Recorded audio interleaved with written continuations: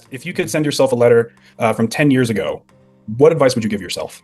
I'm going to go even farther than 10. I'm going to go Sure. because Sure, I'm old enough. So when I was doing my fellowship in Norfolk, Virginia with the legendary Gerald Jordan, he gave me the best advice, and I would give myself the same advice every decade. And he said to me, Ramon, don't fall in love with the surgical techniques.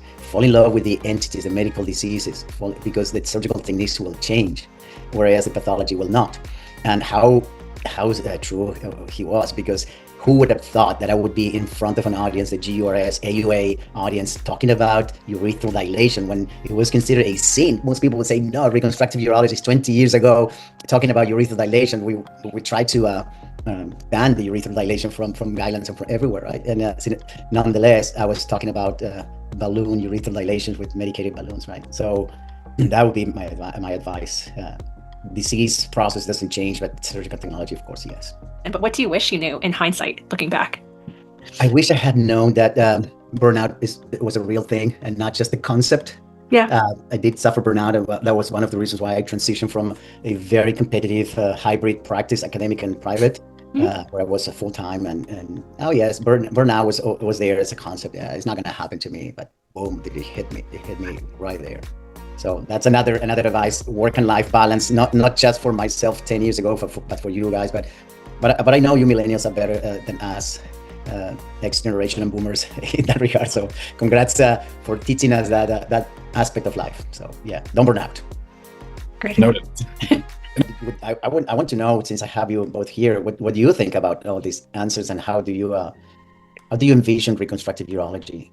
I'm quite optimistic, to be quite honest. Like, I'm old enough that I remember when Y2K happened and everyone was so scared of the internet and so scared of it. And I kind of think about AI similarly. Like, I think you should proceed with caution, but I think we also, need to embrace it and use it as a tool, use it as our friends. And, it's an adaptive language model. How can we make it better, and kind of think about it that way? So I'm actually quite excited. And especially the role, as you speak about burnout, it's like, I'm looking forward to the role it can play in improving my own life as well.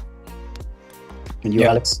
I think AI as an administrative tool to handle all of the stuff that can take physicians hours and hours and hours after clinic and the OR is done, I think it's incredibly useful. But like Sasha said, just keeping in mind that it is a large language model and it is a prediction engine. It's not something that can think for you is incredibly important. When like general AI comes around, something that can actually think and process information for itself, I have no idea how that will impact the landscape of medicine.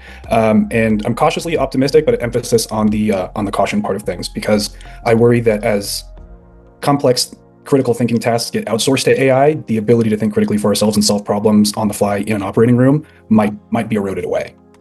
Yeah, I love the IFU meeting because I don't go to big meetings much. For the last 5 years, I didn't go to the AUA, GRS, or SIU because I've done my share for 20 years. And but these small meetings, or the section meetings, or Latin American meetings are the ones that I enjoy the most. So looking forward to go back to Colorado.